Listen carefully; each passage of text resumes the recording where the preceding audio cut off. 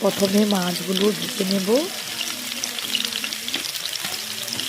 এখানে একদম পুকুরে জ্যান্ত জাপানি পুঁটি মাছ আমি নিয়ে নিয়েছি 8 পিস। এখানে কেটে নিয়েছি আলু, এখানে আছে পেঁয়াজ, আদা রসুন পেস্ট, আর এখানে আছে টমেটো কুচি। তারপর কড়াইতে তেল দিয়ে বড়িগুলো ভেজে নেব। আমি কড়াইতে তেল নিয়ে নিয়েছি, এতে দিয়ে দিব সাদা জিরা ফোড়ন,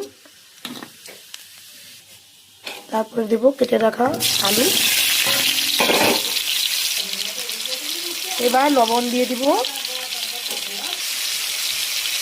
এখানে আমি একটু শালগমও দেব। যারা যারা আলু খান না তারা শালগম দিয়ে শুধু ঝোল করতে পারেন।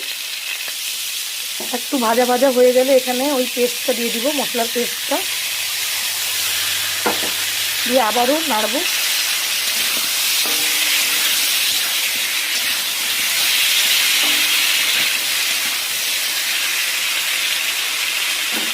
ঢাকনা লাগিয়ে দেব। আমি এখানে কাঁচা লঙ্কা দিয়ে দেব। এবারে দেবো কেটে রাখা টমেটো কুচি,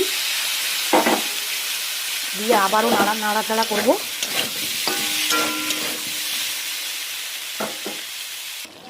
এবারে দিয়ে দিব হলুদের গুঁড়ো, পরিমাণ মতো হলুদের গুঁড়ো। এবারে দেব লঙ্কার গুঁড়ো, এখানে আমি অল্প করে দেবো কারণ আগে কাঁচা লঙ্কা দিয়েছি। এবারে আমি পরিমাণ মতো জল দিয়ে দিব।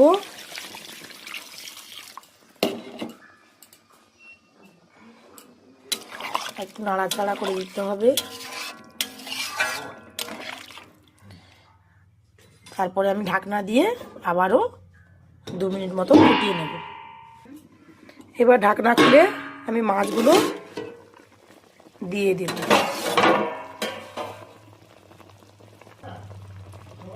একে একে করে মাছ দিয়ে দেব।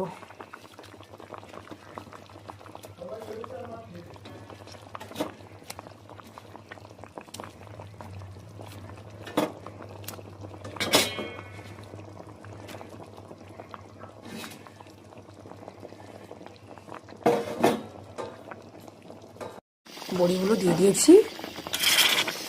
আমার ঝোল কমপ্লিট। মাছের আলু বড়ি ঝোল।